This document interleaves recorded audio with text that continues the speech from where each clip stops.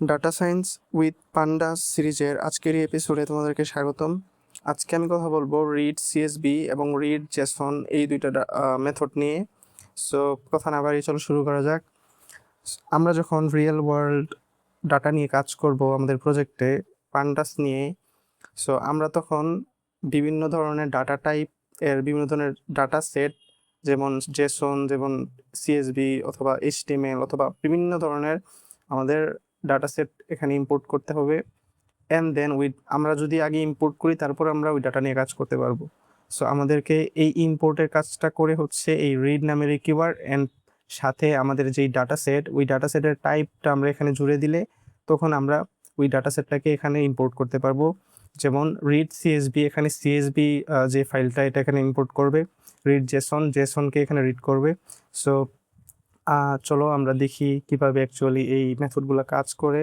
So ফার্স্টে আমি pandas S PD এখানে ইম্পোর্ট দিতে হবে, ইম্পোর্ট পান্ডাস এস পিডি। আমরা পান্ডাসকে ইম্পোর্ট করলাম ফার্স্টে, অ্যান্ড দেন আমি এখানে ডাটা নামের একটা ভেরিয়েবল ক্রিয়েট করব অ্যান্ড ওইটার ভিতরে ডাবল কোটেশন দিব। তোমরা দেখতে পাচ্ছ এখানে আমি দুইটা বড় বড় লিঙ্ক রাখছি, একটা হচ্ছে জেসন আর ডাটা সেটের লিঙ্ক, এগুলো হচ্ছে রেডিমেড লিঙ্ক আর কি, অ্যান্ড এটা হচ্ছে আমাদের সিএসবি ডাটা সেটের লিঙ্ক। সো আমি এখান থেকে ডাটা সেটের লিঙ্কটাকে কপি করব। সো এখন আমরা যদি আমাদের যে সিএসবি, যেহেতু এটা একটা সিএসবি ডাটা সেট মানে সিএসবি ফাইল, সো আমরা যদি এই সিএসবিকে রিড করতে চাই, সো আমাদের সেকেন্ডারি আরেকটা ভেরিয়েবল ক্রিয়েট করতে হবে। সো ধরো আমরা সেকেন্ডারি ভেরিয়েবল হিসেবে এখানে ডাটা 2 অথবা ডাটা 2 না দিয়ে আমরা যদি এখানে এক্স দেই, নর্মালি আমি যেভাবে কোড করি আর কি, তোমরা তো জানোই। সো আমি যদি এখানে এক্স দেই অ্যান্ড আমাদের পিডি পান্ডাসকে এখানে কল করতে হবে, অ্যান্ড পান্ডাসকে কল করার পরে আমাদের যেই রিড সিএসবি এই মেথডটাকে আমরা এখানে কল করব। সো রিড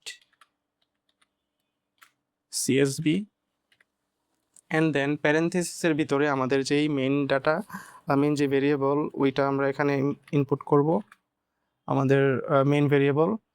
অ্যান্ড ফাইনালি আমরা এটাকে প্রিন্ট করব, প্রিন্ট এক্স। তোমরা আবার ভুলে ডাটা এখানে প্রিন্ট করো না, এক্স প্রিন্ট করলে আমরা দেখতে পারবো যে এখানে দেখো অনেকগুলা রো কলাম হাবিজাবি জিনিস এখানে শো করতেছে।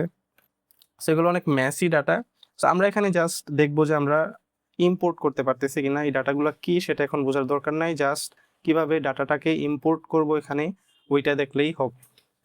সো আই হোপ তোমরা সিএসবি যে ডাটা সেট, যে ডাটা ফাইল ওইটা কিভাবে ইম্পোর্ট করতে হয় ওইটা দেখছো অ্যান্ড বুঝতে পারছো। সো এখন আমরা যদি জেসনের যেই ফাইলটা আছে ওইটা কিভাবে ইম্পোর্ট করব সেটা দেখি।